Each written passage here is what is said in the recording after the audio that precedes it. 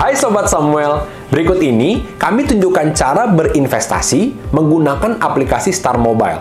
Caranya sangat praktis dan tentunya mudah. Mari kita simak bersama-sama. Pertama-tama, unduh atau download aplikasi Star pada smartphone Anda.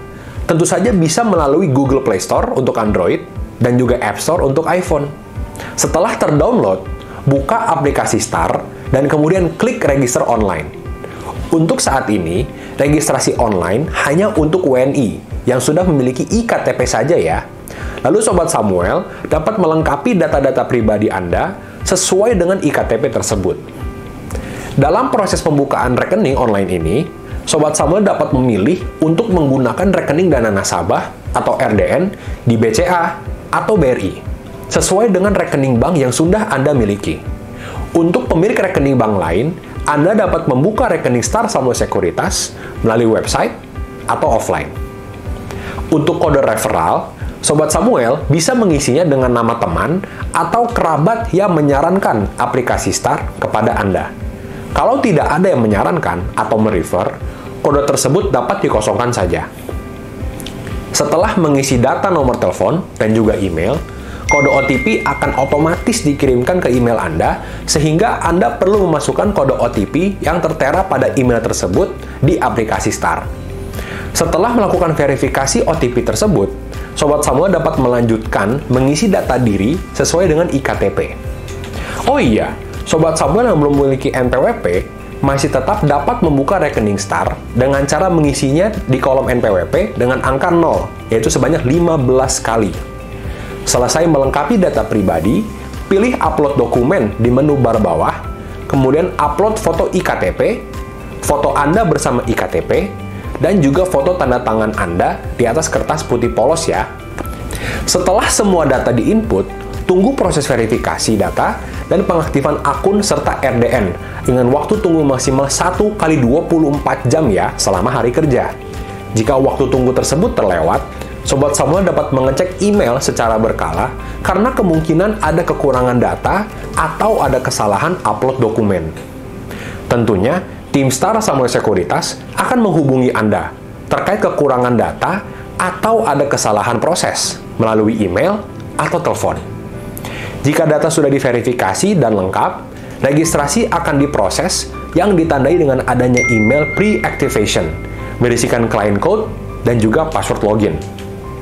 Dengan memasukkan keduanya di login akun, Anda sudah bisa melihat market info di aplikasi Star.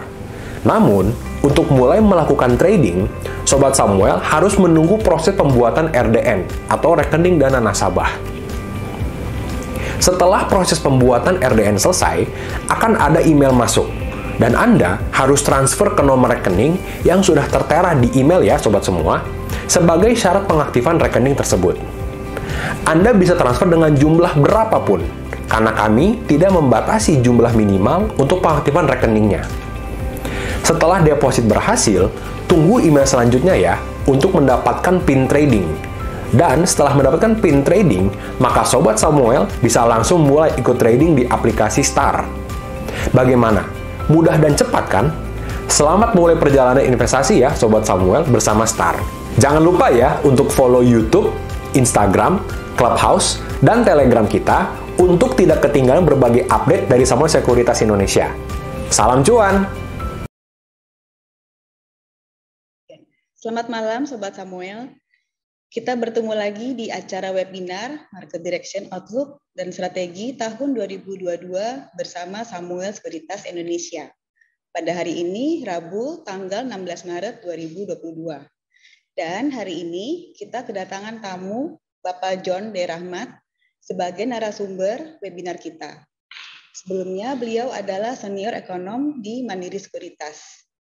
Bapak John Rahmat adalah komisaris independen PT Pinnacle Persada Investama. Selamat malam, Bapak John.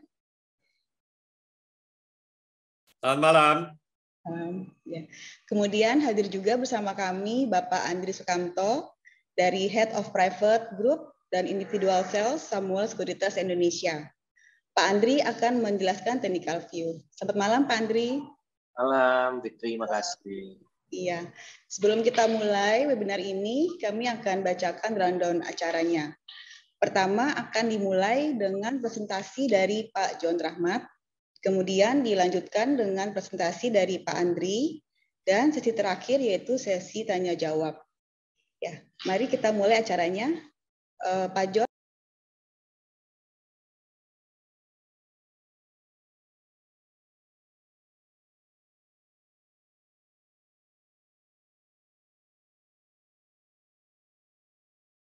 Waktu. Oke Pak, cakep. Mantap. Jadi selamat malam teman-teman semua. Senang bisa ketemu kalian semua di acara Samuel Sekuritas ini. Saya sangat merasa terhormat diundang oleh Bro Andri dan teman-teman di Samuel untuk menyampaikan view kita tentang market outlook. Nah, sebelum saya sampaikan secara cepat aja disclaimer, semua yang saya sampaikan malam ini bertujuan untuk edukasi atau bahkan entertainment, bukan financial advice dari kami. Jadi seandainya Bapak Ibu ingin membuat keputusan beli atau jual saham atau obligasi atau aset yang lain, silakan menghubungi financial advisor sendiri. Oke, nah jadi untuk market outlook, tahun 2022 ini akan merupakan tahun yang penuh goncangan. Mungkin teman-teman sudah jenuh 2020 pun sudah kena crash gini kan gara-gara COVID. 2021 sangat tidak menentu. Memangnya 2022 ngapain gitu digoncangin lagi. Tapi ya demikianlah kehidupan ini gitu kan. Penulis terkenal dari Amerika Mark Twain itu pernah mengatakan membuat prediksi itu sangat susah, dia bilang, apalagi kalau tentang masa depan. Nah, kata-kata itu sangat tepat sekali untuk saat ini karena kita ada di juncture, sebetulnya malam ini waktu Indonesia itu pagi hari waktu Amerika, itu momen yang sangat penting karena FOMC, the Fed Central Banknya Amerika, akan mengumumkan keputusan mereka soal suku bunga ya, suku bunga acuan. Jadi ini akan sangat menentukan untuk arah pasar. Oke, jadi view kita bullish untuk saham, netral untuk bonds. Saya ingin menjelaskan kenapa seperti itu.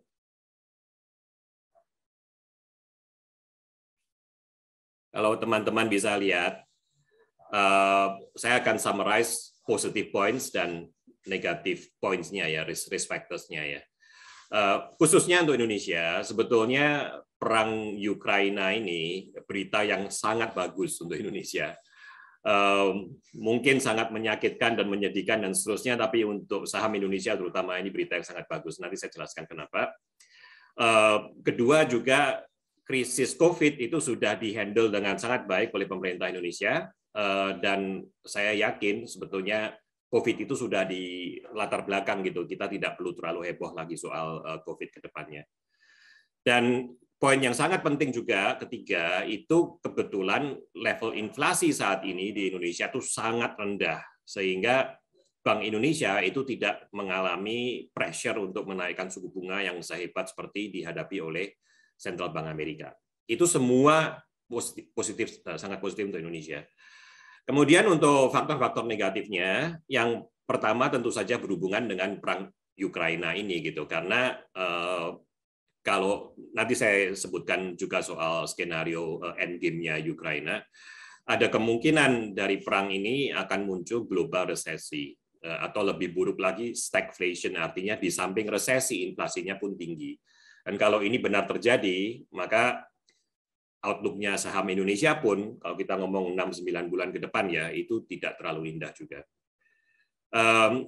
Faktor risiko yang kedua itu tentang trade balance. Nah, saat ini trade balance Indonesia indah, tapi ada masalah yang tersembunyi soal minyak goreng ya, kelapa sawit. Dan kalau masalah ini tidak bisa diselesaikan dengan baik, ada kemungkinan trade balance yang tadinya indah itu bisa berubah menjadi sangat buruk rupa. Dan yang ketiga, seandainya nanti the Fed mulai agresif menaikkan suku bunga, maka ini akan menjadi dilema khusus untuk Bank Indonesia, karena kalau seandainya tidak mengikuti langkah itu, maka spread-nya antara government bond yield-nya Indonesia dan US Treasury itu akan terlalu lebar. Dan yang saya sampaikan di sebelah kanan, itu adalah chart-nya 10-year bond yield ya untuk US government bonds yang 10 tahun, ini benchmark. Seperti teman-teman lihat, yield-nya udah mencuat ke atas, gini kan udah tembus 2%. Jadi ini akan merupakan faktor yang sangat berperan kalau kita sekali lagi ngomong 6-9 bulan ke depan. Oke, jadi itu semua main points-nya. Saya tidak ingin bicara terlalu banyak tentang diri saya sendiri. Nah, jadi mulai satu persatu dari poin-poin tadi. Yang pertama yang saya ingin sampaikan, perang itu sebetulnya berita bagus untuk saham. Nah, ini mungkin banyak teman-teman yang agak heran, mana mungkin sih, kan? Tapi mari kita lihat buktinya sendiri, gitu kan. Jadi ini semua peperangan yang terjadi katakanlah 50 tahun terakhir yang melibatkan Amerika Serikat, ya. Jadi cara melihat chart ini, setiap slide ada 2 chart. Cara melihat slide ini, periode yang diarsir yang paling kanan itu adalah tanggal dimulainya perang itu, gitu.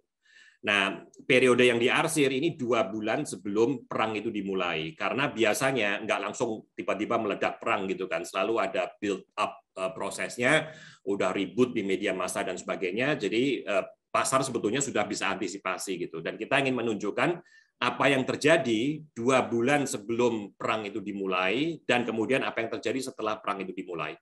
Nah, ini perang Vietnam. Mulainya di tanggal 2 Agustus 1964, saya belum lahir waktu itu. Jadi 2 bulan sebelum perang itu dimulai, itu sebetulnya marketnya dalam tren naik, ya. Nah, setelah perang Vietnam itu mulai menjadi risiko yang nyata, marketnya udah turun, tapi begitu perangnya betul-betul meledak, teman-teman lihat, dia sebetulnya malah naik, ini kan. Ini menarik sekali. Demikian juga Gulf War, ini perang Teluk yang pertama, ya, 91 sewaktu Saddam Hussein menyerang Kuwait. Jadi tanggalnya sendiri 17 Januari 1991. Sama, sebelum serangan Amerika itu dimulai, marketnya sempat turun dulu, begitu perangnya mulai meletus, marketnya kenceng naik. Ini S&P 500 indeks Amerika, ya. Demikian juga Afghanistan War, ini sebetulnya sebelum peperangan Afghanistan itu dimulai, marketnya udah dalam posisi turun, ya, sebetulnya, ya, karena latar belakang makro dan sebagainya gitu kan. Perang Afghanistan ini mulainya 2001. Jadi kalau teman-teman masih ingat, waktu itu crash-nya internet bubble, ya. Jadi tidak ada hubungan dengan perang. Tapi demikian beritanya perang muncul, teman-teman lihat sendiri gitu, marketnya malah naik gitu kan. Demikian juga yang ini, maaf, ini tadi adalah Iraq War. Jadi George W. Bush setelah kejadian 9/11, dia memutuskan untuk menyerang Irak karena dia menuduh Saddam Hussein salah satu biang keroknya, begini kan. Ceritanya sama, 2 bulan sebelum perang, marketnya sempat turun, begitu perang dimulai, marketnya meledak ke atas. Jadi kalau kita bandingkan yang terakhir, ya, serangan Rusia terhadap Crimea tahun 2014. 20 Februari 2014. Ceritanya hampir sama, sebelum perang terjadi marketnya turun dulu, begitu perang terjadi dia meledak ke atas. Nah, ini sekarang, ini periode yang sekarang ini. Nah, 24 Februari itu adalah serangannya Putin dimulai ke Ukraine ini kan. Nah, sebelumnya sih sebetulnya marketnya udah tren turun gitu. Tapi begitu beritanya muncul, marketnya naik. Sekarang sempat koreksi, tapi saya yakin bahwa ini masih akan memberikan apresiasi kembali di pasar sahamnya. Jadi secara umum kesimpulan kita adalah perang itu sebetulnya berita yang positif untuk saham. Oke, kita ingin membahas sedikit tentang Ukraina. Saya tidak ingin terlalu panjang karena sebetulnya siapa yang salah, siapa yang benar itu nggak relevan untuk kita di Indonesia. Saya hanya ingin fokus ke dampaknya apa gitu kan. Intinya Rusia itu merasa marah karena negara-negara yang warna kuning, ya, itu dahulu anggota Pakta Warsawa, beberapa itu malah jadi bagian dari USSR sebelum mereka pecah, ya, tahun 90. USSR, Union of Soviet Socialist Republics gitu, itu akhirnya pecah, beberapa menjadi negara independen seperti Latvia, Estonia, Lituania, demikian juga Ukraine dan Belarus itu dulu bagian dari USSR gitu. Jadi sekarang setelah mereka menjadi negara independen, apalagi waktu mereka mulai masuk ke NATO, itu Putin sangat marah gini kan, dan akhirnya muncullah perang Ukraina ini. Nah, untuk memberi gambaran, Rusia itu sebetulnya ekonomi ke-11 terbesar di dunia. Ini semua negara-negara yang ekonominya terbesar, ya. Seperti teman-teman bisa bayangkan, Amerika yang paling besar, Cina nomor 2, Jepang, Jerman, Inggris, India itu sebetulnya udah nomor 5. Nah, Rusia itu sebetulnya nomor 11. Jadi kalau kita ngomong dari soal total world GDP, itu mungkin nggak terlalu penting-penting amat gitu. Tapi apa yang menyebabkan Rusia itu sangat penting? Karena dia tuh adalah negara eksportir minyak yang kedua terbesar. Nah, mungkin teman-teman nggak sadar, mungkin dipikir Saudi Arabia yang paling besar. Tapi akhir-akhir ini, sejak Amerika Serikat berhasil dengan revolusi shale gas dan shale oil, itu sebetulnya negara producer oil yang terbesar itu sekarang Amerika. Dan Rusia itu yang nomor 2 gitu. Jadi ini yang membuat Rusia itu sangat berperanan. Demikian juga dengan natural gas ya. Jadi kalau yang tadi ini crude oil, ini sekarang saya tunjukkan natural gas. Natural gas kalau kita ngomong eksportir untuk natural gas, Rusia itu nomor 1 terbesar di dunia. Ini baik yang disalurkan melalui pipeline dengan pipa maupun yang bentuk cair gitu LNG. Nah, kemudian saya ingin sampaikan juga coal. Biasanya kita selalu berpikir batu bara itu hanya Indonesia dan Australia, tapi Rusia itu sebetulnya nomor 3 terbesar eksportir batu bara setelah Indonesia dan Australia. Demikian juga soal reserve. Ini saya ngomong soal nickel. Saya ngomong reserve-nya bukan ekspornya. Sekali lagi orang mikirnya Australia, ini kan Brasil, tapi Rusia itu sebetulnya nomor 4 juga. Jadi dia sangat besar juga gini. Belum lagi kalau kita ngomong soal gandum. Ini eksportir gandum tahun 2020 gitu. Rusia itu sebetulnya yang paling besar dan Ukraina itu nomor 5. Nah, jadi teman-teman yang suka Indomie siap-siap aja gitu. Harga gandum bakal meledak ini kan. Nah, sebetulnya udah meledak sih, harga Indominya aja yang belum nyusul. Nah, kalau kita ngomong seberapa pentingnya suplai gas Rusia itu terutama ke Eropa ya. Chart ini menunjukkan berapa persen dari pemakaian gas di negara-negara Eropa ini yang datangnya dari Rusia. Jadi negara seperti Cekoslovakia, Latvia, Moldova, Hungaria, Slovakia, dan lain-lain itu super sangat tergantung sekali dengan gasnya dari Rusia.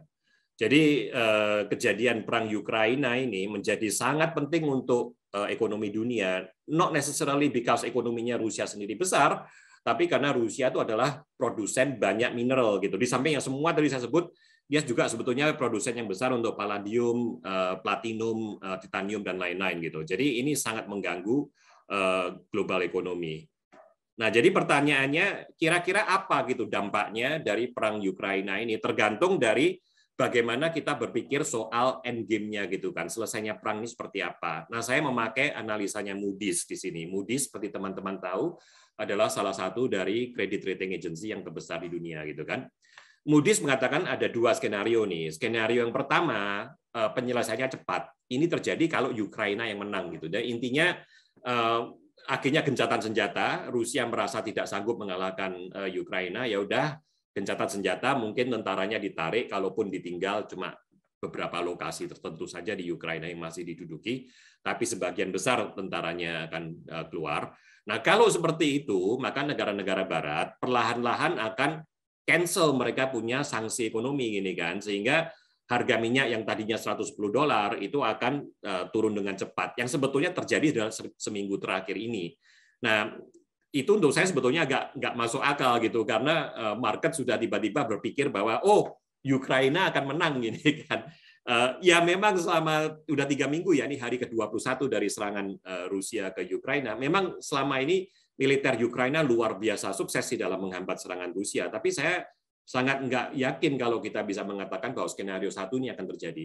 Skenario 2 ini adalah Rusia yang menang gitu. Jadi Rusia berhasil menduduki ibu kota Ukraina, Kiev, dan mungkin dia akan menempatkan pemerintah yang baru, Zelensky-nya entah di penjara entah dibunuh, digantikan dengan pemerintah yang bisa disetir oleh Rusia gitu kan. Nah, apabila itu yang terjadi, maka economic sanctions itu tidak akan berakhir.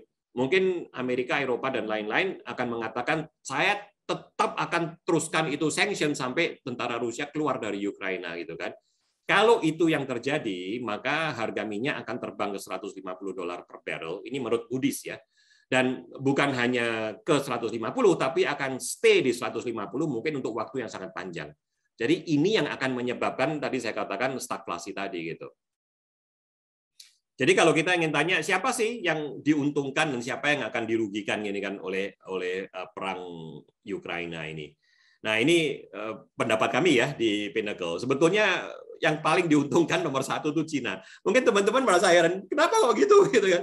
Nah, kita lihat nih, siapa perusahaan-perusahaan minyak paling besar di dunia. Sekali lagi, mungkin kalau orang ngomong soal minyak, pikirnya kan Aramco yang dari Saudi Arabia, atau perusahaan-perusahaan barat seperti British Petroleum, atau Exxon, Shell, dan sebagainya. Tapi sebetulnya yang paling besar di dunia, itu perusahaan Cina, PetroChina dan Sinopec gitu. Jadi dengan harga minyak tembus ke $130 per barrel, itu sebetulnya perusahaan-perusahaan ini yang super sangat-sangat diuntungkan. Dan Cina juga ada keuntungan yang lain gitu, yaitu dia satu-satunya negara besar yang menolak untuk menerapkan sanksi ke Rusia. Jadi sewaktu negara-negara lain itu sekarang sudah tidak bersedia berdagang dengan Rusia, Cina masih oke gitu. Nah, ini ada kemungkinan Cina bisa beli minyak dengan harga sangat murah gini kan, bisa beli segala macam materials yang lain, minerals yang lain dari Rusia dengan harga sangat murah karena Rusia kesulitan untuk menjual ke negara-negara lain. Jadi dengan semua alasan itu Cina yang mungkin paling diuntungkan sih dari perang Ukraina ini. Nomor 2 itu sebetulnya Amerika, karena sekali lagi ya saya katakan kalau kita lihatin banyak perusahaan minyak yang lain, sebagian besar itu perusahaan Amerika juga gitu kan, perusahaan Inggris, perusahaan Amerika. Dan kalau saya ingin tunjukkan ke teman-teman, ini sebetulnya ini ya proyeksi produksi minyak Amerika dan natural gas gitu. Nah, seperti teman-teman lihat ini yang saat ini cat ini dikeluarkan tahun 2021 yang tahun lalu gitu. Jadi waktu 2021 tahun yang lalu, produksi minyak Amerika itu sebetulnya jauh dari maksimum. Dengan kata lain, sebetulnya dia masih punya banyak kapasitas gitu yang bisa dia tap untuk meningkatkan produksi minyaknya. Demikian juga dengan natural gas. Jadi artinya apa? Sewaktu perang Ukraina terjadi dan harga minyak dan harga natural gas itu naik tajam, sekali lagi banyak sekali perusahaan-perusahaan Amerika yang diuntungkan gitu. Cerita yang mirip sekali dengan PetroChina dan Sinopec. Dan negara-negara ketiga yang diuntungkan itu semua negara produsen natural resources gitu, seperti negara-negara di Saudi Arabia, UAE, dan juga Indonesia gitu kan. Jadi ini yang paling diuntungkan sebetulnya. Nah, apa risikonya dari perang ini? Tadi saya katakan, kalau seandainya harga minyak $150 dan seterusnya bertahan di situ, maka yang terjadi adalah global resesi. Dan bukan hanya global resesi, inflasinya pun tinggi. Stagflation itu akan menyebabkan pasar saham dimanapun juga ya, saya bukan cuma ngomong IHSG, itu akan crash berat sekali gitu.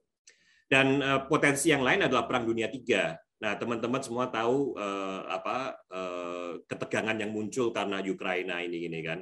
Sebetulnya Joe Biden sudah sangat-sangat berusaha sekali untuk menjauhi risiko ini. Tapi saya ingin point out dua fakta yang sangat membahayakan.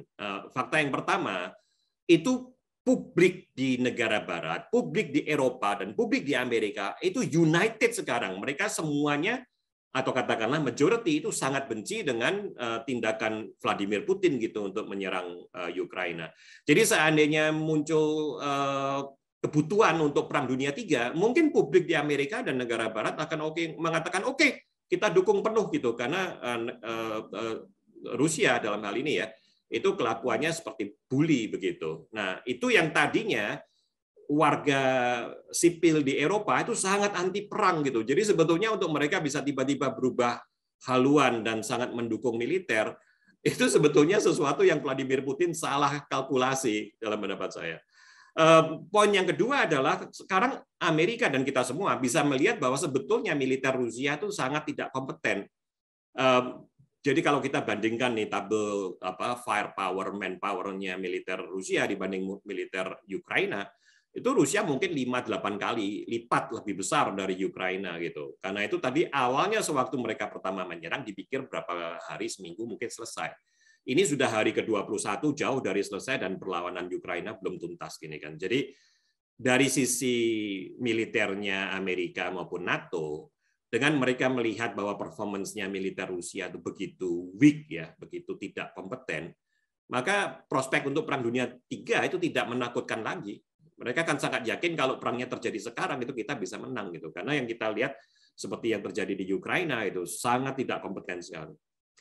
Nah, yang ketiga juga yang sangat penting, Cina itu sekarang tiba-tiba mendapat peringatan gitu. Mereka bisa melihat dampaknya economic sanction itu seperti apa kan. Economic sanction nggak baru ya, sebelumnya ini sudah seperti Iran dan Venezuela itu juga sudah pernah menerima sanksi gitu. Nah, sebetulnya kalau kita mikir ya oke lah ekonominya terkena, tapi rasanya nggak berat-berat amat gitu kan. Jadi ini pertama kali dalam sejarah ada negara yang menerima sanksi yang seberat yang diterapkan ke Rusia gitu. Nah, Cina mendapat peringatan dalam arti kalau seandainya dia ikut-ikutan perang nih, maka itu juga yang bisa terjadi ke ekonomi dia gitu kan. Jadi ini akan menyebabkan risiko perang dunia 3 itu dalam pendapat kami menjadi sangat-sangat lebih real gitu dari sebelumnya. Oke. Nah, ini juga saya ingin ngomong soal militer. Kalau kita mengatakan pengeluaran militer Amerika itu jauh lebih besar, Rusia itu sebetulnya pengeluaran militernya kalah besar dengan misalnya India. India itu pengeluaran militernya hampir 73 miliar dolar. Rusia hanya 62 ini kan. Jadi jauh, sangat-sangat jauh sekali. Oke, nah saya ingin cepat saja membahas soal trade balance. Seperti teman-teman ketahui, Indonesia sangat diuntungkan karena harga batu bara warna biru maupun harga kelapa sawit warna hijau di sini itu melejit ke atas gini kan. Jadi meskipun harga minyak ini WTO itu juga melejit sampai sempat ke $130 waktu itu, tapi nggak masalah karena ditutup oleh kenaikan harga batu bara dan nikel dan lain-lain gitu. Nah, tapi ini yang saya ingin peringatkan, dari bulan Oktober yang lalu trade balance-nya Indonesia itu sempat rekor 5,8 hampir 5,8 miliar dolar ya dalam satu bulan. Itu tadinya Desember Januari sudah sempat turun loh, turun drastis gini kan. Nah, kebetulan yang Februari naik lagi. Kenapa ini terjadi? Karena waktu itu pemerintah Pak Jokowi menghalang-halangi ekspor batu bara, dan yang sekarang terjadi masih menghalang-halangi ekspor kelapa sawit. Karena alasan domestik ya, Oktober November yang lalu PLN sangat kekurangan batu bara gini kan, sehingga ekspor batu bara waktu itu sempat dilarang. Nah, sekarang teman-teman juga tahu harga minyak goreng super tinggi gitu, sehingga ekspor CPO dibuat susah. Nah, kalau ini kebijakan seperti ini berlanjut, maka ada kemungkinan trade balance yang tadinya super indah itu bisa menjadi defisit bukan surplus gini kan. Nah, untungnya sekarang kita melihat bulan Februarinya naik. Dalam arti mungkin pemerintah Pak Jokowi sadar gitu. Jadi kalau seandainya itu betul, maka risiko ini nggak perlu terlalu kita pikirin. Oke, saya juga ingin ngomong sedikit tentang apa yang akan terjadi malam ini. Jadi 98% probability menurut pasar, the Fed akan mengumumkan kenaikan suku bunga acuannya sebesar 25 basis point. Tapi yang ingin saya katakan, kalau kita melihat sejarah, sebetulnya kenaikan suku bunga acuan ini, Fed Fund Rate ya, itu dalam kenyataannya tidak terlalu negatif gitu efeknya ke saham. Kalau kita boleh lihat ini apa sejarahnya. Jadi ini saya tunjukkan dari tahun 1980-an ya, Fed Fund Rate-nya yang warna abu-abu, S&P 500 Index itu yang warna hitam.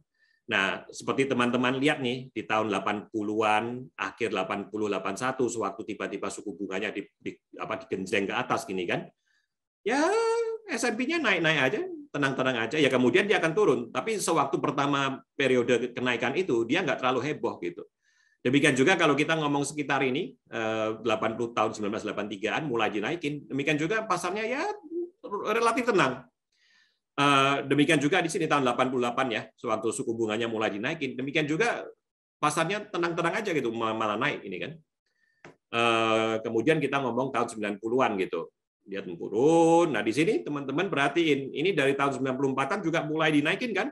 Oke, dia sempat sideways, setelah itu naik juga gitu. Jadi sekali lagi tidak memberikan ketakutan. Demikian juga tahun 99 dinaik-naikin, ya oke sempat turun sebentar, tapi setelah itu naik lagi gini. Jadi pasarnya acuh tak acuh gitu. Nah, apalagi yang ini setelah internet bubble ya. Waktu itu teman-teman lihat kenaikan suku bunganya seperti orang betul-betul seperti orang gila gini kan, tangga menaik ini. Dan teman-teman lihat efeknya ke S&P 500 Index, tidak peduli dia, naik aja, tenang aja gitu.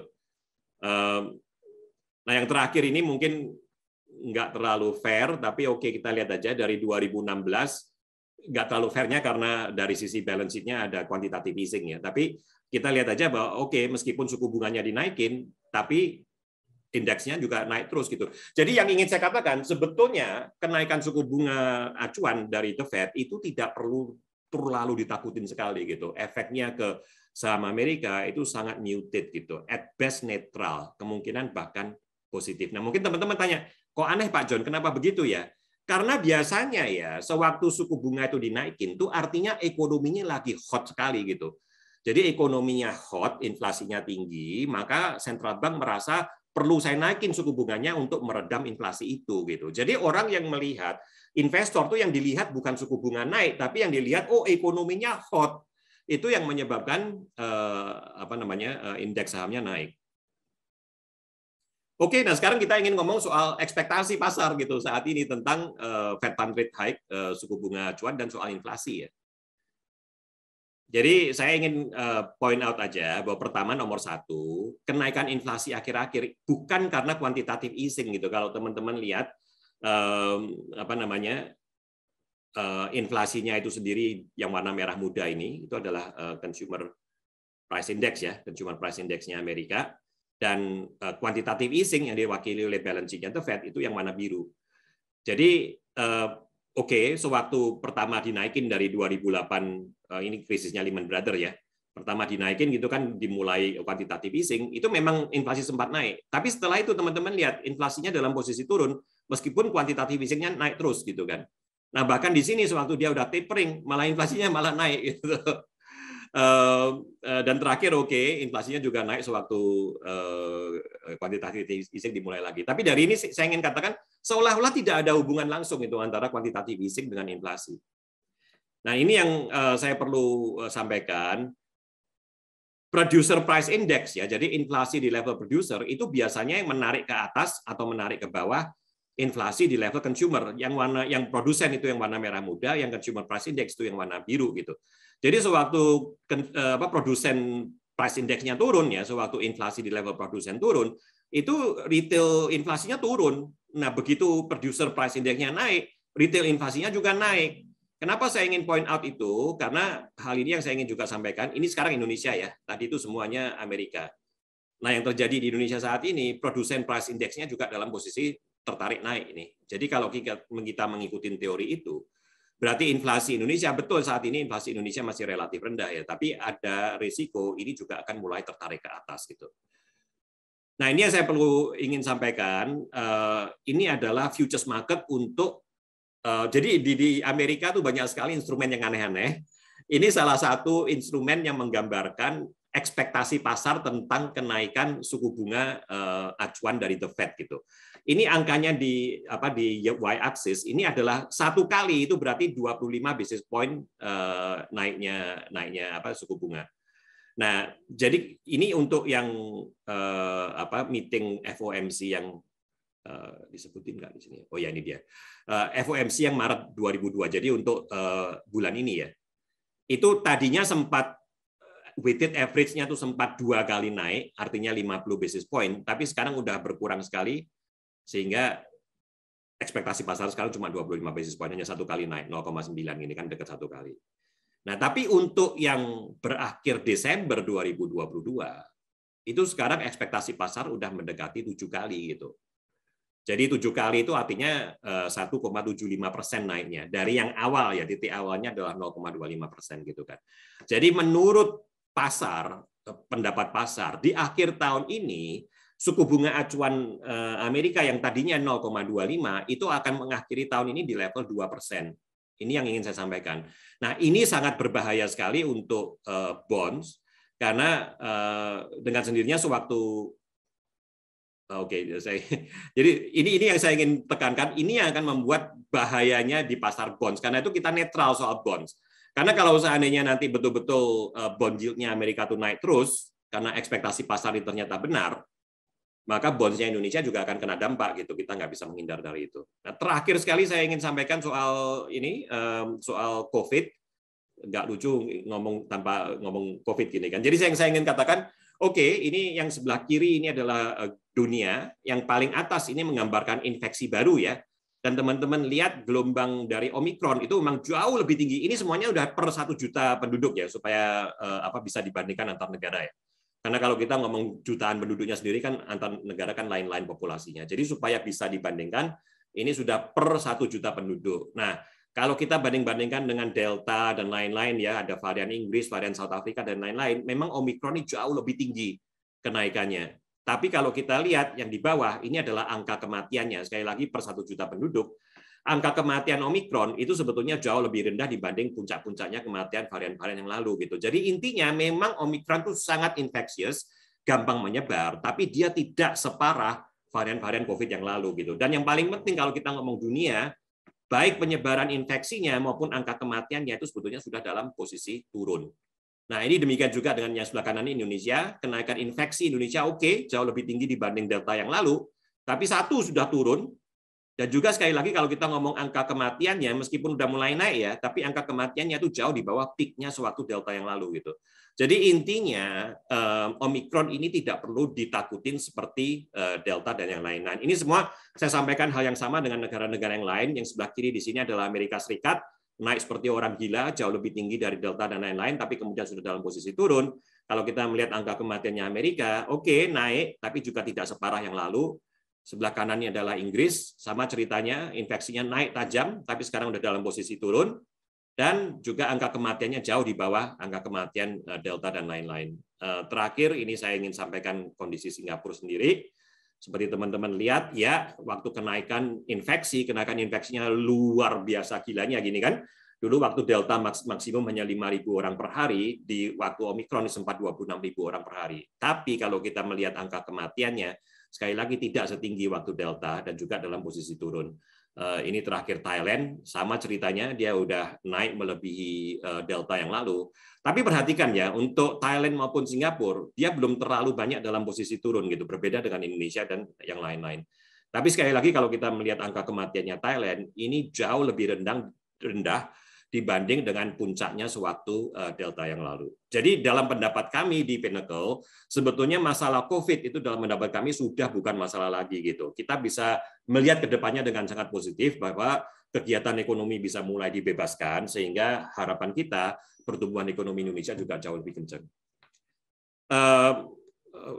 Soal apa namanya yang ini udah mungkin saya nggak perlu terlalu bahas. Terakhir soal ngomong bonds. Jadi seandainya ada teman-teman di audiens hari ini yang pengelola dana pensiun dan sebagainya. Kalau teman-teman khawatir nih, jadi kalau outlook-nya bonds agak menyeramkan gini kan, dan ada ketentuan POJK 1 di mana dana pensiun itu diharuskan memegang sebagian asetnya dalam bentuk bonds, maka apa yang bisa teman-teman lakukan? Ini presentasinya bisa diminta nanti dari teman-teman di Samuel Sekuritas. Jadi teman-teman saya dari Mandiri, seperti teman-teman tahu, saya dahulu di Mandiri Sekuritas, itu sudah membuat daftar. Ini adalah semua bonds pemerintah yang masa durasinya di bawah 3 tahun gitu, dan di ranking berdasarkan likuiditasnya gitu. Jadi yang paling liquid, yang paling atas. Ini teman-teman bisa pilih sendiri. Kalau saya usulkan semasa bonds-nya dalam tanda bahaya, maka dengan memegang durasi pendek di bawah 3 tahun, itu risikonya untuk harga bonds-nya turun tidak terlalu besar. Dan kalau teman-teman ingin lihat yang mana gitu, seri yang mana, maka daftar ini sangat menolong karena dia memberikan rank-nya berdasarkan likuiditas perdagangan bonds itu. Saya rasa saya berhenti di sini saja. Sekali lagi, view kita adalah bullish untuk saham, netral untuk bonds. Terima kasih.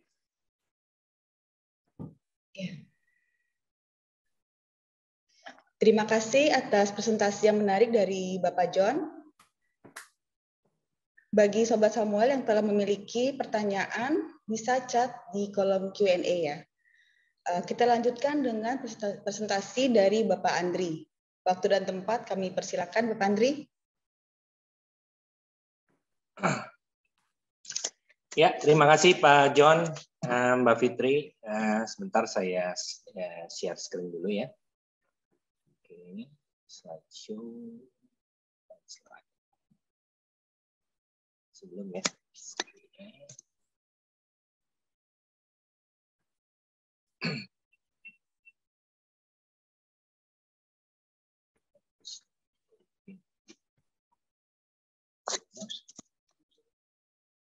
Share.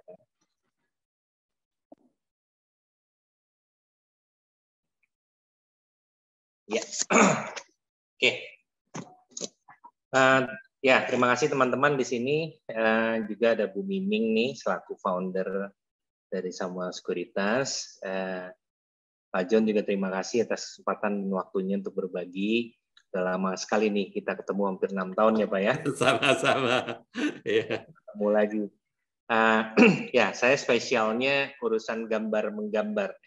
Ya, jadi agenda saya di sini top down, biasanya global view, kemudian sektoral, dan kita akan share sedikit mengenai aplikasi kita yang sangat simple dan juga tak kalah lengkapnya ya. Terus ada sedikit stock pick dan ada sedikit tips dari saya. Again, ini sifatnya edukasi dan sharing. Jadi teman-teman nanti kalau mau bertanya bisa lihat ke Instagram kita, Samuel Sekuritas, nanti saya put informasinya. Nah, ini Dow Jones tadi seperti yang sudah dijelaskan Pak Jones ya, beberapa 2022 sampai Maret ini ada sedikit penurunan, dia masih sideways, dan kemungkinan secara teknikal kalau dia bisa menembus angka 33.900-an baru dia akan naik kembali.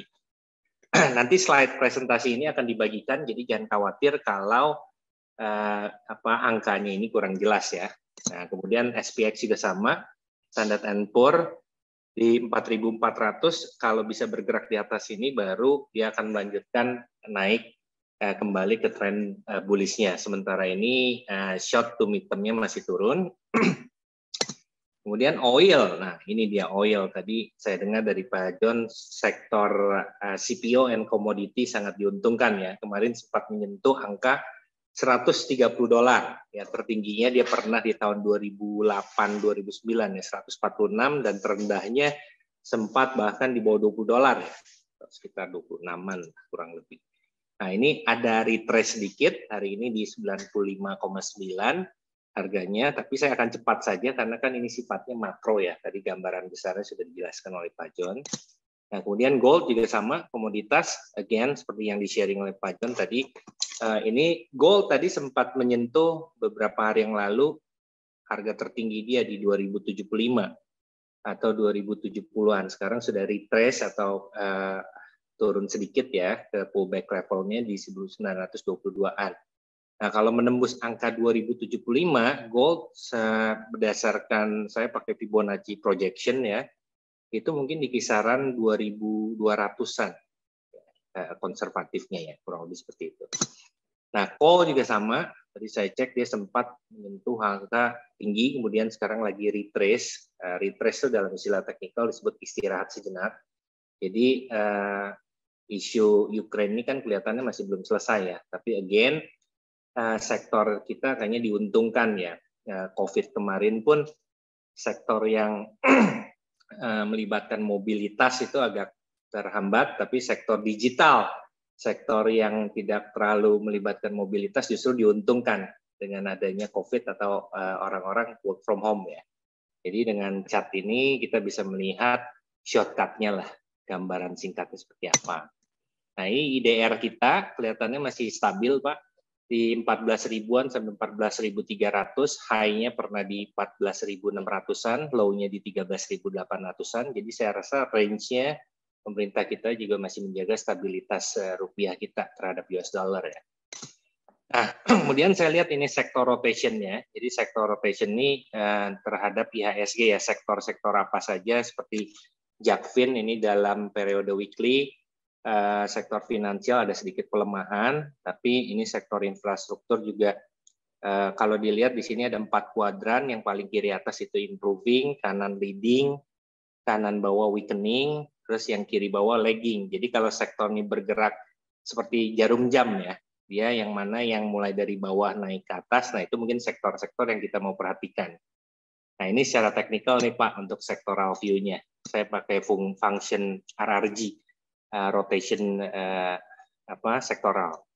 Nah kita juga di STAR, ini layarnya kurang banyak Pak. Jadi saya pakai 6 layar, jadi dengan aplikasi STAR kita, ini sangat lengkap sekali itu. Saya buka dari stock rank, kemudian industri statistik, ini saya tunjukkan ya sekilas. Jadi nanti teman-teman kalau mau belajar lebih detail mengenai STAR, kita ada tutorialnya. Juga setiap hari Jumat kita ada sharing teknikal, setiap hari Rabu. Mudah-mudahan nanti acara seperti ini kita bisa buat lebih rutin lagi, lebih banyak lagi. Di sini juga saya lihat ada teman-teman nih, ada direktur dari TAPG juga nih Pak John, sektor yang diuntungkan nih Pak Budiarto. Terus kemudian ada Bu Cynthia Nadek juga di sini. Jadi teman-teman ikut meramaikan, terima kasih. Nah ini sektor ini feature yang saya suka nih di kanan di bawah sini ada sektor statistik. Jadi kalau saya mau trading ya, atau saya mau melihat sektor mana yang kira-kira lagi optimis, selain ranking transaction value-nya, saya juga lihat di sini sektor detailnya.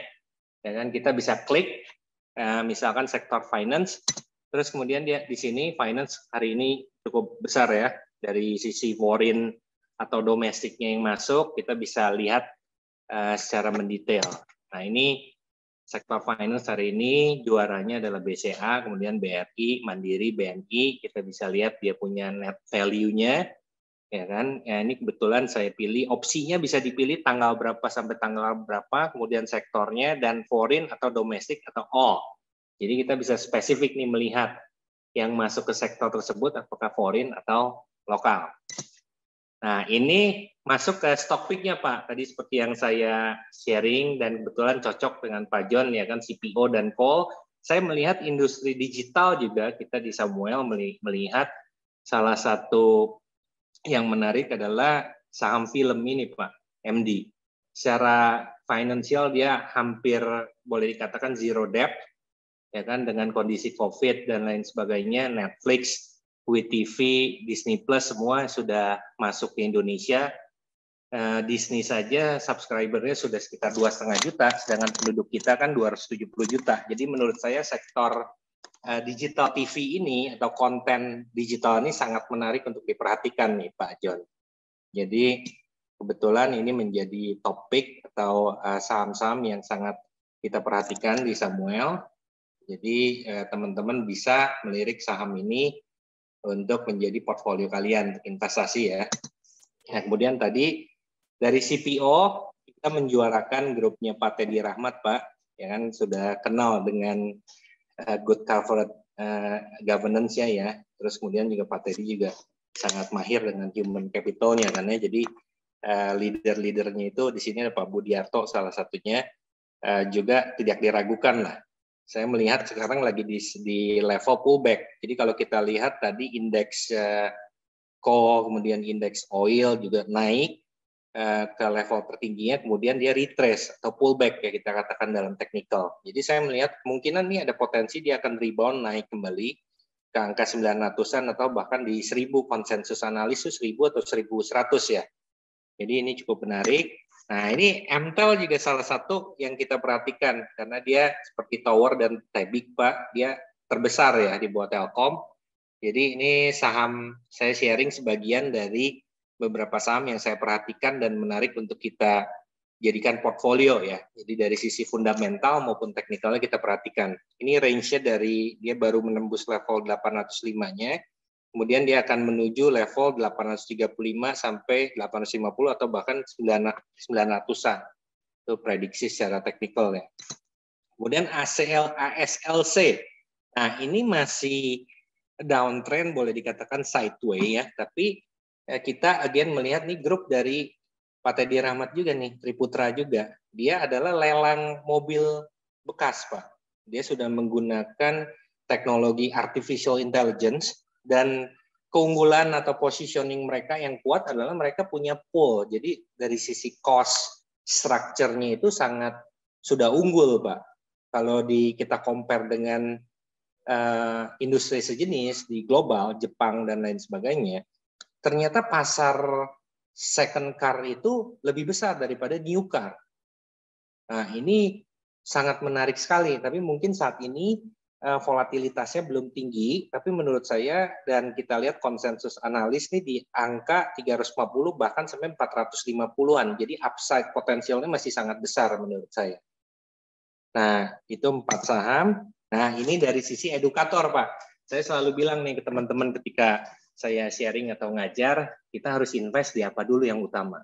Di waktu untuk apa? Seperti Pak John dan saya, waktu kita untuk riset, waktu kita untuk baca, waktu kita untuk bedah atau diskusi dengan emiten.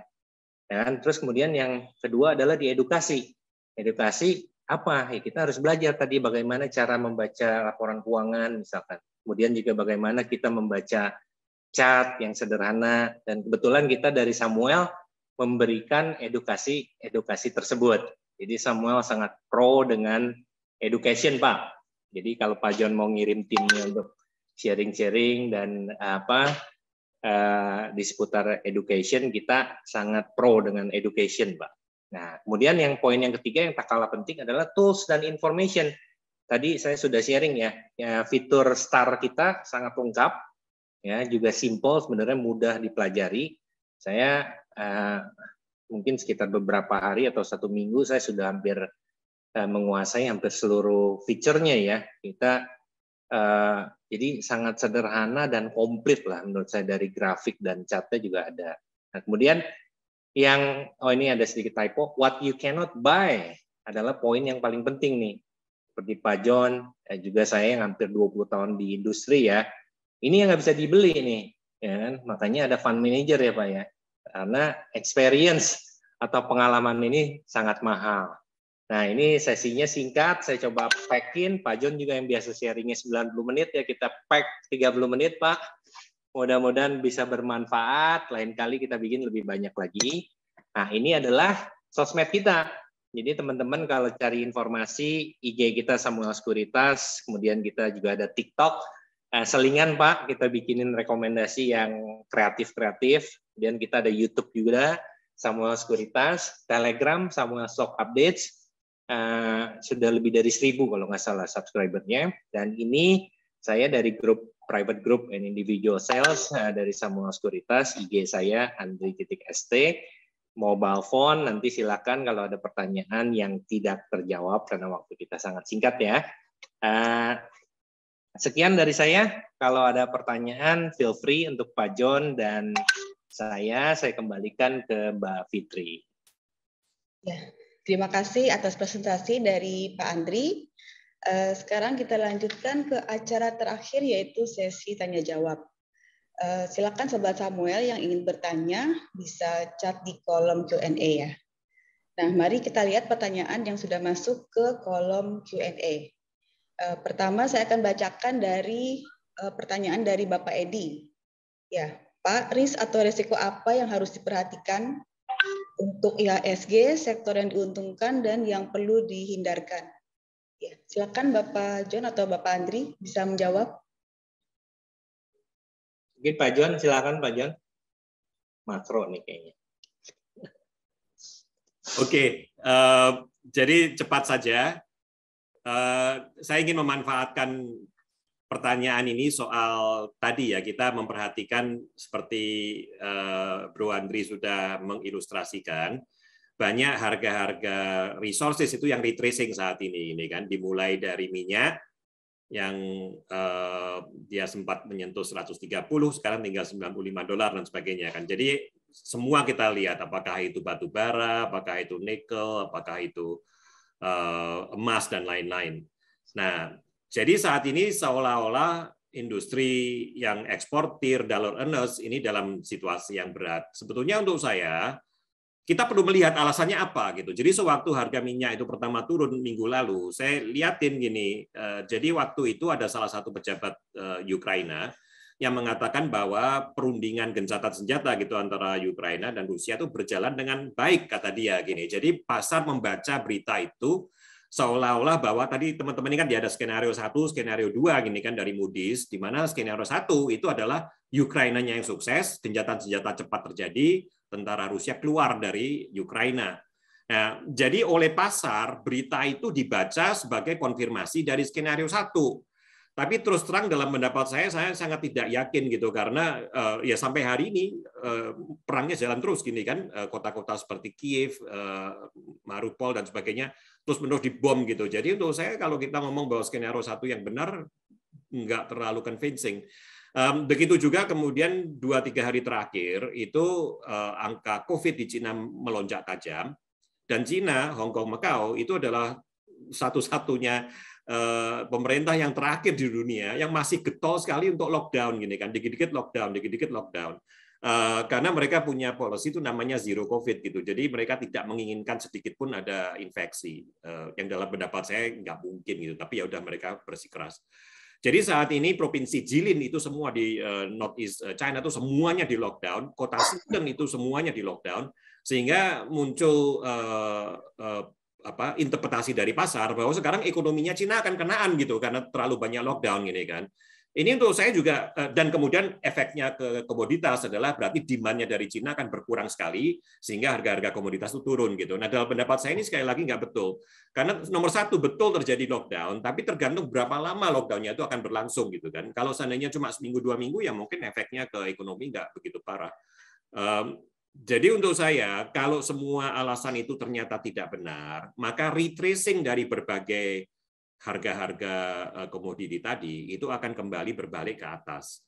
Sehingga kalau Bapak Ibu ingin tanya, dalam pendapat kami ya, ini opini ya, Bapak Ibu silakan melakukan due diligence sendiri. Salah satu sektor yang menjanjikan itu sebetulnya malah di dunia natural resources. Nah, yang kedua saya ingin membahas sedikit tentang soal flow-nya. Karena saat ini IHSG naik, itu jelas ada ada pendorongnya ya. Pertama dari flow asing, itu inflow-nya kencang sekali masuk ke saham. Dan kedua juga investor retail itu sudah mulai bangkit kembali gitu karena melihat potensi keuntungan ada di situ. Nah, investor asing itu akan sangat memburu saham-saham perbankan seperti tadi Bro Andri sebutkan BCA, BRI, Bank Mandiri, BNI dan lain-lain gitu. Jadi selama inflow-nya asing itu masih terus dan juga sektor perbankan itu sebetulnya sangat diuntungkan sih saat ini karena kalau teman-teman tahu gini, deposito di BCA cuma 2% setahun saat ini, kan? Dia taruh parkir aja gini 7 hari di Bank Indonesia itu 3,5% per tahun. Jadi dia nggak perlu ngambil risiko apapun, tinggal dia duduk aja kipas-kipas, itu sudah terima keuntungan tanpa risiko ya, zero risk 1,5% per annum gini. Kalau dia bersedia mengambil risiko agak lebih besar dikit dengan beli misalnya bondsnya pemerintah Indonesia yang 10 tahun, itu yield-nya 6,5% atau lebih. Jadi cost of debt-nya dia cuma 2%. Jadi sekali lagi dia tinggal duduk tenang-tenang kipas-kipas keuntungan 4,5% per tahun, free of risk. Jadi dengan sendirinya kita bisa mengerti kenapa banyak investor asing suka sekali sektor perbankan. Nah, untuk yang investor retail itu digital dengan sendirinya. Jadi kita mulai melihat Bank Jago, BBHI, BBYB dan lain-lain itu yang akan mulai bergerak apabila investor retail mulai masuk. Jadi mungkin itu saja untuk menjawab pertanyaan dari teman kita. Ya. Baik Pak John, terima kasih. Kita lanjutkan dengan pertanyaan kedua ya dari Yanifa. Pertanyaannya adalah apakah Indonesia juga diuntungkan selain PetroChina dengan minyak yang naik, Pak? Maaf ya Bro Andri, saya dapat pertanyaan lagi ini. Ya, jadi Indonesia adalah net importir minyak ya. Biasanya di masa kalau teman-teman ingat 2018, sewaktu itu ceritanya sama, minyaknya sempat naik ke $80. Jadi $80 loh, sekarang terasa murah sekali gini kan. Waktu itu naik ke $80 dengan banyak orang takut jangan-jangan mau ke 100 gitu. Dan di saat yang sama The Fed mulai menaikkan suku bunga. Jadi sangat mirip dengan kondisi sekarang. Nah, saat itu yang terjadi adalah rupiahnya crash, bond marketnya crash. Kenapa itu tidak terjadi sekarang dengan harga minyak jauh lebih tinggi dari 2018? Karena kita sangat beruntung di saat yang sama minyak naik, itu harga berbagai komoditas yang lain juga ikut naik gini. Jadi dollar revenue Indonesia dari ekspor coal, CPO, nikel, timah, emas dan lain-lain itu jauh lebih dari cukup untuk membayar kenaikan dolar yang kita harus keluarkan untuk import crude oil gitu kan. Jadi itu yang kondisi yang sekarang. Cuma tadi saya highlight bahayanya adalah risikonya adalah apabila pemerintah Indonesia itu kemudian menghalang-halangi ekspor batu bara atau ekspor kelapa sawit. Karena dikhawatirkan nanti PLN kekurangan batu bara gitu kan, atau harga minyak goreng sangat tinggi nih. Teman-teman tahu nggak lama lagi mau lebaran kan. Jadi di saat lebaran mau terjadi kalau harga minyak goreng seperti ini itu sangat sensitif untuk pemerintah. Jadi penting sekali untuk masalah ini diselesaikan tanpa ekspor kelapa sawit Indonesia itu diganggu-gugat gitu kan, karena itu bisa membahayakan trade deficit Indonesia. Mungkin itu saja jawaban dari saya. Ya baik Pak, kita juga berharap gitu semua ya Pak. Ya, kemudian ada lagi nih Pak dari Bapak Irvin. Selamat malam Pak John, apa kabarnya Pak? Jadi selain CPO dan call, apakah Pak John juga optimis untuk perusahaan digital dan saham-sahamnya atau new economy kah Pak? Ya, silakan Pak John. Ya, cepat aja seperti saya sampaikan, yang ini lebih karena didorong flow ya. Karena saya tahu apabila investor retail itu ramai untuk masuk ke pasar saham, maka sektor-sektor digital itu yang akan sangat diuntungkan gitu. Jadi saya yakin kalau ini jalan terus dan seandainya indeksnya jalan naik terus, dengan sendirinya retail akan ikut masuk gitu kan. Jadi untuk saya betul kita harus ada posisi juga gitu di berbagai bank digital itu. Oke, baik Pak John. Satu lagi nih Pak, ada pertanyaan dari Ashalia. Selain kenaikan harga komoditis dan inflasi di Indonesia yang akan meningkat, kemudian kenaikan suku bunga oleh The Fed, sektor apa yang mendapat sentimen positif Pak? Bang Andri gantian ya. Monggo Pak. Ya boleh Pak Andri dibantu. Oke. Gimana tadi pertanyaannya? Sorry. Ya, selain kenaikan harga komoditas dan inflasi di Indonesia yang akan meningkat, kemudian kenaikan suku bunga oleh The Fed, sektor apa yang bisa mendapat sentimen positif? Oke, tadi again kenaikan suku bunga tidak selalu buruk ya Pak John ya. Jadi itu juga menunjukkan bahwa ada perbaikan ekonomi. Terus kemudian fund flow juga masuk. Jadi kalau kita perhatikan tadi saya cuma sharing 4 ya, karena saya pikir waktunya sedikit. Tapi kalau tadi diperhatikan di slideshow saya ada, kita lihat saya sharing lagi ya di slide selanjutnya ini.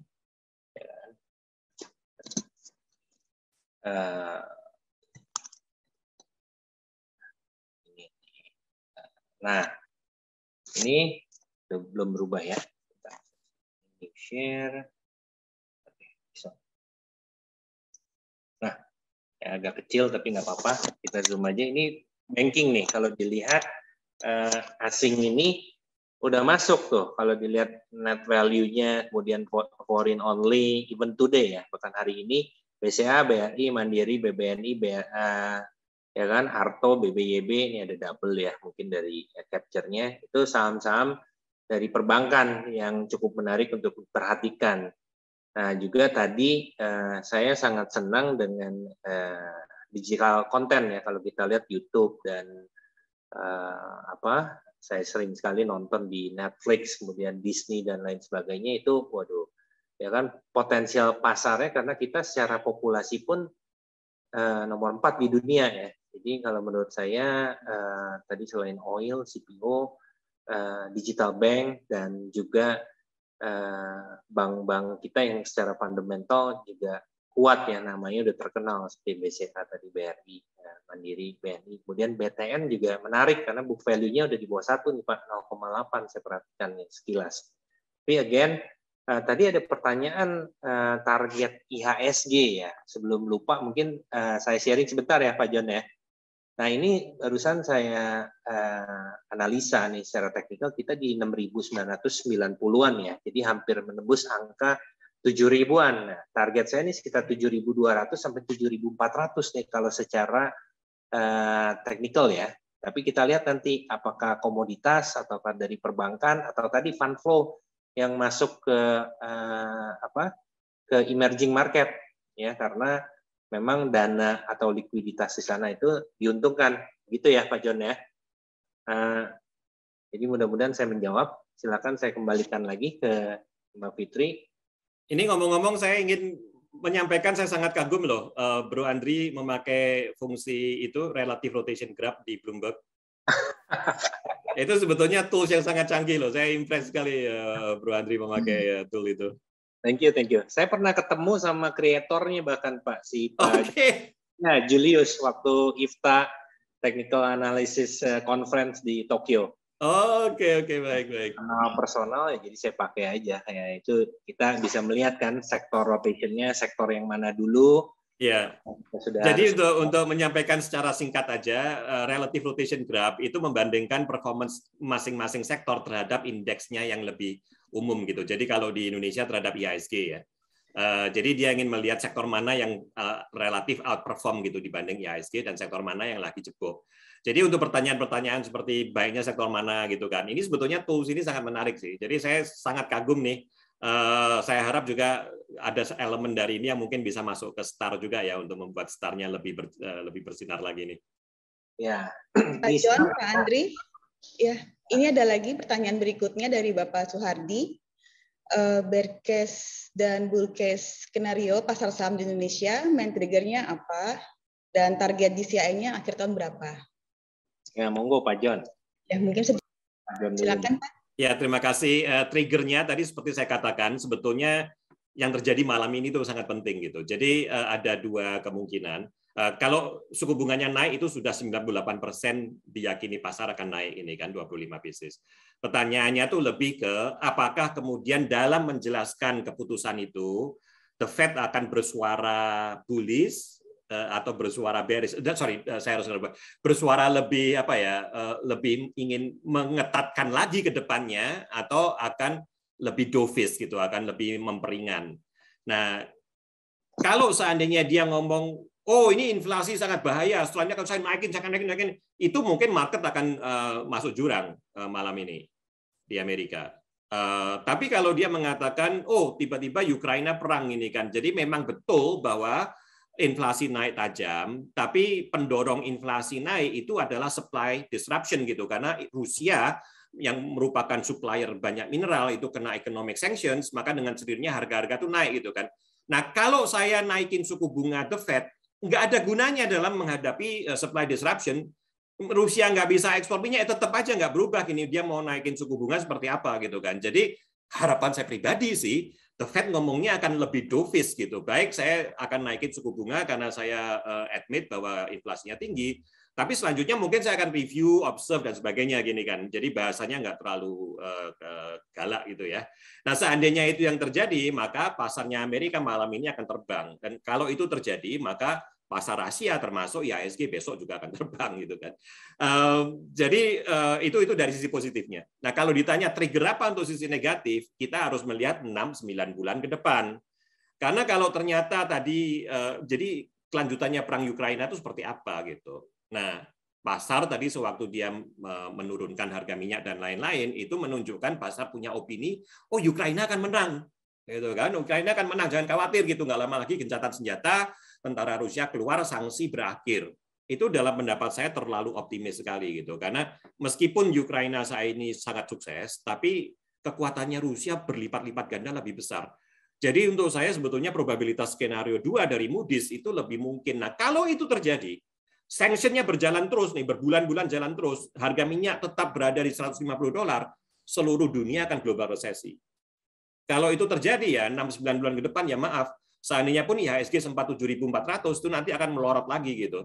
Jadi untuk saya sebagai investor ya kita nikmati aja gitu kan. Kita mau teriak-teriak seperti apapun di Indonesia nggak ada gunanya gitu loh. Jadi kadang-kadang saya lihat banyak sekali netizen plus 62 itu yang wah kalau perang di dunia internet di dunia maya itu kan luar biasa galaknya gitu kan. Sebetulnya poinnya apa gitu. Karena kita mau saling teriak-teriak, Putin nggak akan tanya ke kita, menurut kalian gimana gini kan. Kalau dia serang ya serang aja gini. Jadi nggak perlu kita ribut, kita nikmati saja implikasi dari krisis di Ukraina ini. Mungkin seperti itu ya, Safi. Ya, saya mau tambahin nih sedikit nih. Kita kan tadi saya sharing Pak John mengenai ini nih fitur stock by foreign atau domestic ya. Jadi saya monitor beberapa hari foreign ini pro-nya kemana nih. Jadi kita bisa di screen yang saya sharing ini kita bisa masukin tanggalnya, misalkan mau dari tanggal awal Maret sampai pertengahan Maret. Kita lihat net buy-nya asing itu di sektor mana.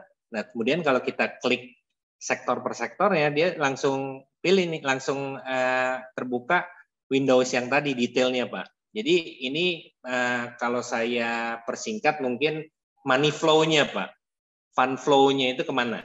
Nah ini mungkin kalau di technical tuh ada istilahnya price discount everything, atau angka ini kalau kita follow money-nya keluar atau masuknya di sektor mana, kita bisa melihat nih.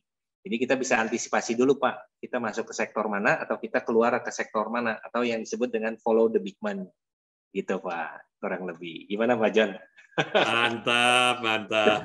Oke. After all, technical bisa melengkapi fundamental ya Pak ya? Oh, sangat. Ya, tentu. Saya juga belajar dikit-dikit Pak makronya. Baik. Terima kasih Pak Andri. Ini saya akan bacakan pertanyaan terakhir ya. Mohon maaf bagi teman-teman peserta yang belum bisa kita jawab pertanyaannya. Ya, ini pertanyaan dari Iskandar dan Rian saya gabung. Yaitu estimasi IHSG rekor tertinggi berapa? Kemudian apakah sektor tambang dan properti bisa naik? Faktor apa yang bisa mendorong? Ya. Oke, kalau saya jawab dulu ya Pak John. Ya silakan, ini areanya Bro Andri ini.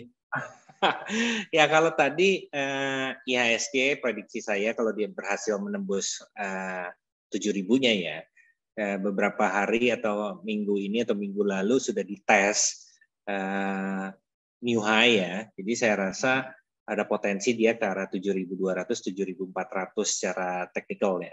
Terus kalau kita bicara properti, saya perhatikan minggu lalu juga sudah mulai ada kebangkitan tuh di beberapa saham yang fundamentally menurut saya cukup menarik ya. Cuman memang size-nya tidak terlalu besar sama likuiditasnya tidak terlalu besar. SMRA, kemudian juga saya interest dengan Pewon dan Ciputra juga. Nanti mungkin kita bisa sharing di Instagram Samuel atau di YouTube. Jadi teman-teman kalau yang belum sempat mengikuti acara ini, kita banyak informasi dari bedah emiten, edukasi dan lain sebagainya di YouTube. Ya kan, always check our sosmed. Sekarang zamannya digital ya. Begitu dari saya. Jadi ke sektor properti biasanya tadi seperti yang kita katakan yang sudah dibahas juga nih di sektor rotation. Nah ini kan bisa dilihat nih propertinya di mana nih. Di kiri nggak kelihatan mungkin karena ini stretching. Ya kan dia dari lagging sudah mau naik ke improving. Nah kalau nanti sudah masuk di sini, kalau teman-teman punya tools ini ya kan bisa dilihat, tapi kalau nggak punya tools Bloomberg ya kan biasanya institusi ya bisa dilihat di tadi yang cara sederhana dan ekonomisnya di fitur yang statistik ini nih. Dari statistik kita klik yang mana secara detail apakah di finance atau di properti. Nah ini untuk teman-teman di rumah bisa nih dengan aplikasi Star kita bisa dilihat nanti dari tanggal berapa sampai tanggal berapa apakah sektor properti sudah net buy atau sudah plus kurang lebih seperti itu. Gitu. Silakan Pak John kalau ada tambahan. Saya rasa cukup itu. Jadi view kita sendiri sih memang untuk saham kita bullish saat ini. Cuma yang saya perlu ingatkan yaitu aja mungkin bullishnya ada expiration date-nya ya, tergantung dari apa yang akan terjadi dengan krisis Ukraina sih. Tapi untuk sementara kita nikmati aja, IHSG akan naik. Saya doakan teman-teman semua untung besar. Cuan. Betul. Cuan. Iya, baik Pak John. Ibu Miming ada sepatah dua kata yang mau disampaikan? Saya mau kenalin Bu Miming, kayaknya Pak John pernah ketemu tapi long time ago ya Pak John. Waduh, rasanya ada 100 tahun yang lalu nih. Terus apa kabar Bu Miming? Ya, apa kabar? Terima kasih banyak ya. Semoga nasabah kita semua bisa cuan. Sama-sama. Info yang menarik dari Pak John dan Pak Andre. Semoga Pak Andre juga membuat chat yang lebih banyak lagi. Tanya jawab saham-saham apa secara chat. Oke. Siap Ibu, makasih. Baik, karena keterbatasan waktu, mari kita akhiri acara webinar ini. Terima kasih kepada Bapak John Rahmat, Bapak Andri Sukanto atas waktu dan sharingnya bermanfaat. Terima kasih kepada Ibu Miming. Terima kasih Bapak-Bapak, Ibu-Ibu, Sobat Samuel semua yang sudah menghadiri acara webinar pada malam ini. Bagi yang belum memiliki aplikasi Star dan rekening Samuel Sekuritas, silakan download di m.samuel.co.id. Dan bagi Sobat Samuel yang belum mensubscribe YouTube channel kami, silakan mensubscribe di Samuel Sekuritas Indonesia dan Instagram kami di @samuelsekuritas_indonesia. Terima kasih semuanya. Semoga kita selalu dalam keadaan sehat semua. Selamat malam. Terima kasih. Terima kasih Pak John. Mari. Terima kasih. Semuanya. kehadirannya.